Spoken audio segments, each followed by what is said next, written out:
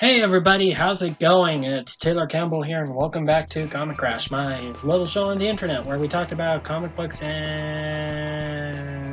stuff. And hey, we're talking about Mandalorian stuff. I'm going to probably just put this under like the Mando Monday thing that I tried a while back. It didn't amount to much so far. I made like one video and a couple of internet posts. But, you know what?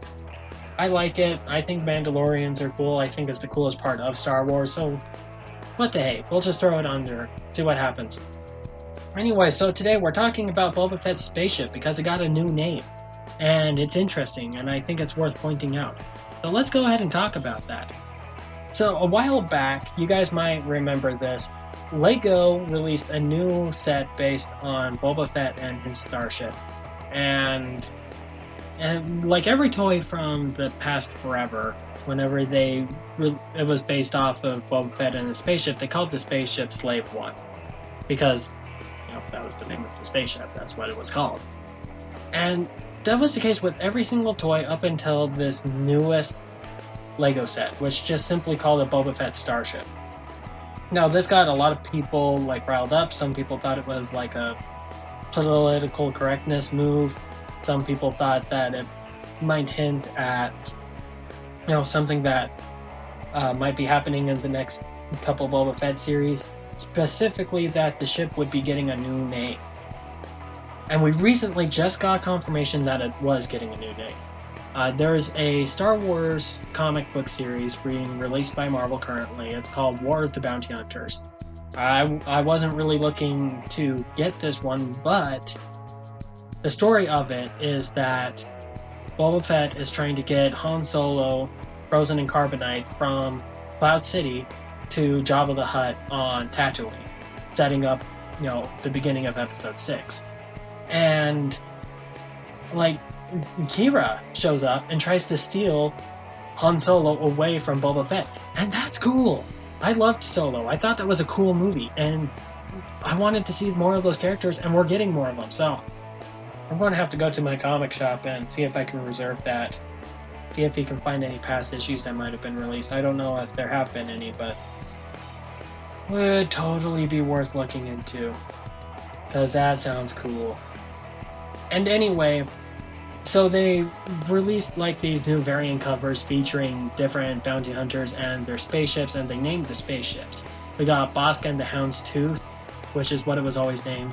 IG-88 and IG-2000, that's what it was always named. And Boba Fett and Fire Spray. So, that's the new name of Boba Fett's spaceship. Fire Spray. It's kind of a cool name. I kind of dig it. And I think it's kind of neat. Now, a couple of thoughts, people are wondering if this was a PR move. And I can see that line of thinking, seeing as how with, this new Star Wars anime thing coming out in September, that Boba Fett's making a big appearance in that. He has his own TV series coming out on Disney Plus here pretty soon. And he features pretty heavily in The Mandalorian right now, which is the biggest streaming series ever. So I can understand why Disney would have this character front and center, but not necessarily want the name Slave One front and center as well. I can understand that, and I can see that argument. And I don't necessarily think that's wrong. It's been called the Slave One since its creation, so it's kind of weird that they would change it now. And it's whatever. But I'm thinking that since Dave Filoni is in charge of the creative side of Star Wars now, that this is probably coming from him. And I trust that guy, and I think he's going to try and put it as part of Boba Fett's character development. Boba Fett, who was this ruthless bounty hunter, made his most recent appearance in The Mandalorian, where he wasn't really that much of a ruthless bounty hunter so much as this honorable combatant.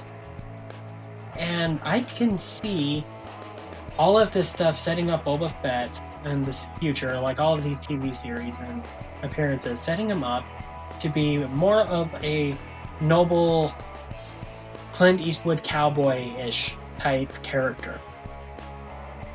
And with that character change would come, certain, lifestyle changes. We've seen in The Mandalorian that he cleaned up his armor a lot. He stopped wearing the Wookiee scalps that he had slung over his shoulder and, cleaned himself up. I could see renaming the ship being part of that character change. And if so, that would be cool. That is a cool way to show Boba Fett growing up and, moving past his revenge status against the Jedi to something a little bit more noble, something a little bit more honorable and worthy of being in the Mandalorian culture. And so that's kind of where I'm sitting with this. I think it's a fine change. I think the name rocks. And I'm excited to see how they're going to try and implement it into the story. Even if it is just a PR move on Disney's part, they're going to have to explain it in the story somehow, and I'd love to see how that works. Anyway, so that's just, my quick thoughts on the name change for Boba Fett's spaceship, and I'd love to hear what you guys have to say. Do you like the name change? Do you think it's unnecessary? Do you think it's better or worse than Slave One? Go ahead and let me know in the comments. So yeah, let me know your thoughts in the comments below. And until next time, thank you for joining me. Have a great day, and remember to always be your best self.